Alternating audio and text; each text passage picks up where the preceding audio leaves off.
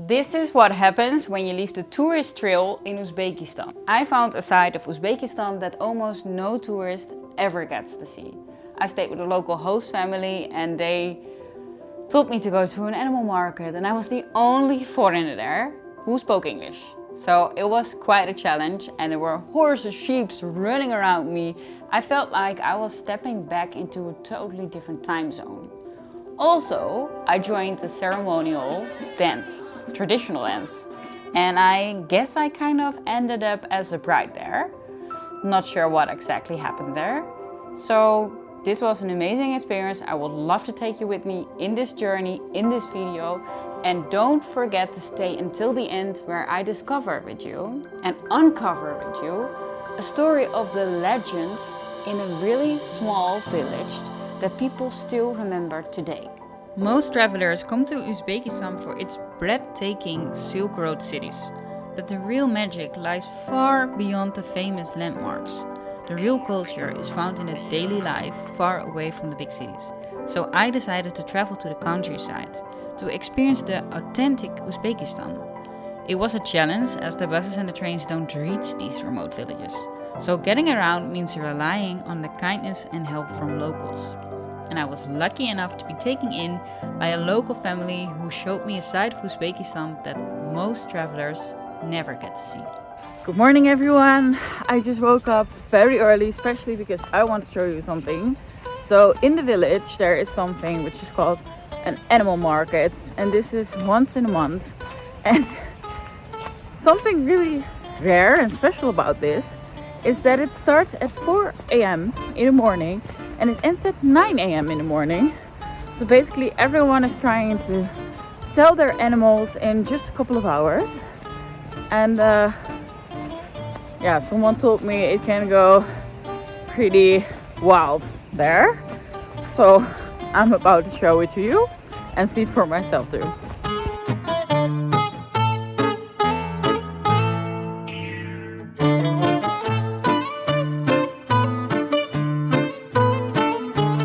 Did he like your car? No. Nice car. Da. Yeah.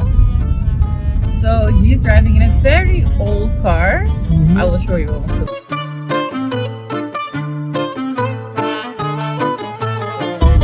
What is your name? No. Name? Me, Isha. You? No. No? No? No name? Me, Isha? Name? Isha? Yeah, Isha. Nazar. Nazar. Ah. Nice to meet you, Nazar. Nazar. Hello. Hello. Hi. Picking up some guests. No. Hi.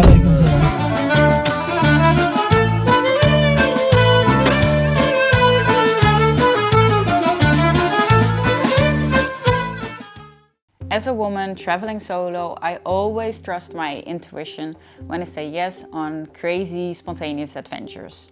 But that's not the only thing I do to be safe. I always have my live location on so my sister can find me, and I make sure I have my insurance covered, all of it. Because in the last couple of 10 years, well, I've been traveling for 10 years, I did had my fair bit of medical situations. And I guess that is traveling. You kinda sometimes happen to be in a place, or things happen unexpectedly, right? Unplanned. And I think for that it is very important to make sure that you do have the right insurance that covers everything that you need to travel and to feel safe while you're traveling. And especially as a female solo traveler, you do want to make sure that you have your insurance covered, everything, so you feel confident traveling alone and ending up in situations. Yeah, it's important.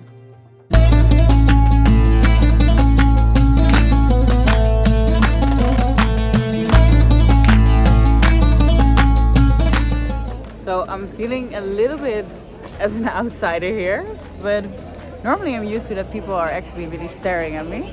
But here it's not really like that. Some places don't just show you a different country, they show you a different way of life. Walking through this local market in Uzbekistan felt like I stepped into another time. The narrow streets were full of people. Men with long coats, beards and traditional hats. Women walking with their children wrapped in colorful headscarves. The smell of smoke filled the air. I followed it without knowing where it would lead me. A few moments later, I was standing in the middle of an animal market. Chickens were flying past me, horses waited to be sold, and everywhere around me, men were negotiating with thick stacks of cash. It was loud, messy, and completely alive. People looked at me with curious eyes. Some smiled, some laughed, and for a moment I felt like I was the only outsider there.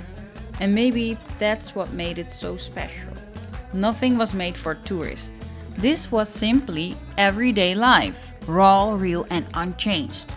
It reminds me that the most beautiful places aren't always the famous ones. Sometimes they are the places that make you stop, look around, and realize you're experiencing a world completely different from your own. And those are the moments that stay with you forever. Okay, I'm really tired, but this was definitely worth it.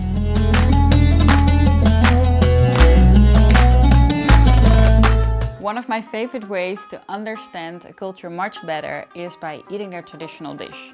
And my host family has been preparing a whole day their traditional dish. As much as I try to eat vegetarian, I just couldn't say no because this is their way of welcoming their guests. So I tried plov, a traditional local Uzbekistani dish. And as much as I absolutely loved it, my stomach was a little bit upset. Not because they didn't prepare it well, but just because my body isn't used to it. As much as I always try to eat only well-cooked food, you are actually never fully 100% sure how your body is responding to different kind of foods while you're traveling. And that's why I'm so glad I can rely on my insurance, so I'm just feeling much more confident eating all kinds of food. Still, I'm not going to places where you really shouldn't eat. But if something does happen... Something I really like about Safety Wing is that they have a nomad insurance. You can sign up anytime. Even when you're working from home or traveling to a new country, just like me. They are covered across 180 plus countries and they have 24/7 human support. Safety Wing has an essential package for 364 days and add-ons for adventure sports and electronic theft. Or a complete package, which has ongoing coverage if you're non-stop traveling just like me, which includes wellness therapies such as dietitians and a visit with a psychologist. Having a good insurance gives me the confidence to keep exploring the world on my own, with a peace of my mind that I have support whenever I need it. If you use the link above here in the video or in the subscription below, you will help me to support my channel at no extra cost for you.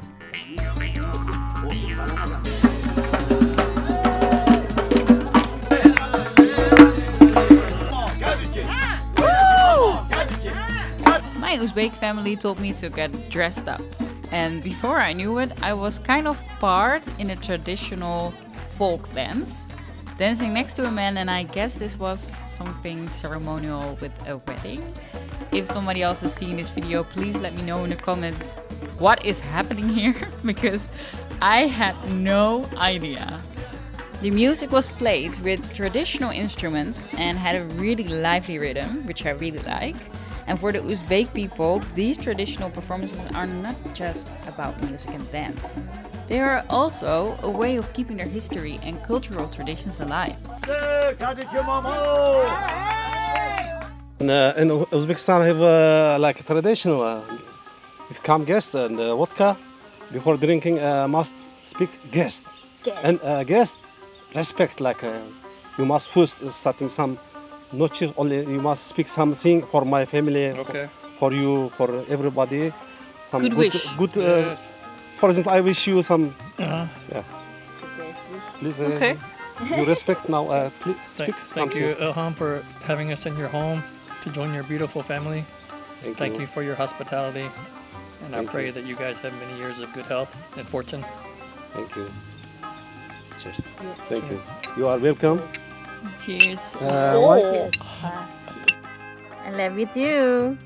So right now I'm walking all the way up to one of these beautiful mountains so I can show you how the village looks like from a higher point of view. Sadly, it's a little bit cloudy today, but the view is still amazing.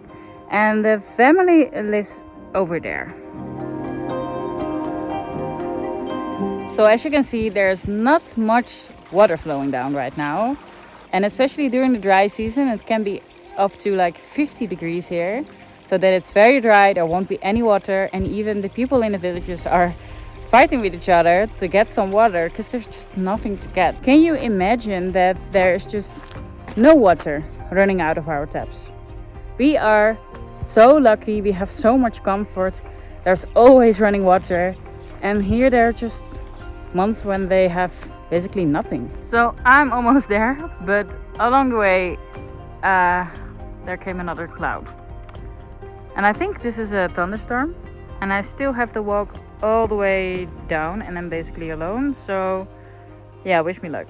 So before I'm heading back, I want to tell you a story that's still very much alive in this village. It's a bad and sad story, but has a beautiful ending, so bear with me. Okay, there was this girl in the village. She got chased by some men that wanted to rape her. She ran all the way up to these mountains, and she came to a point where she saw some really big rocks. She asked these rocks to open up. These rocks opened and created a gateway for her. She got into these rocks. By the time she got in there, she asked again, please close for me. That time she got safe, but stuck inside of these rocks. But something was still there, and that was a little bit of her hair, which was kind of like sticking out of these rocks. And her hair created a beautiful tree next to these rocks, and the village still remembers this story very much. So I wanted to show you these rocks, but yeah, as you can see, the weather is getting quite bad. But the story that I told you is over there. It's not the first, the second, the third, the fourth. There. It's the fourth hill, and there are these rocks and a beautiful tree. Thank you so much for watching, and please like, subscribe and comment so I can continue making videos like this.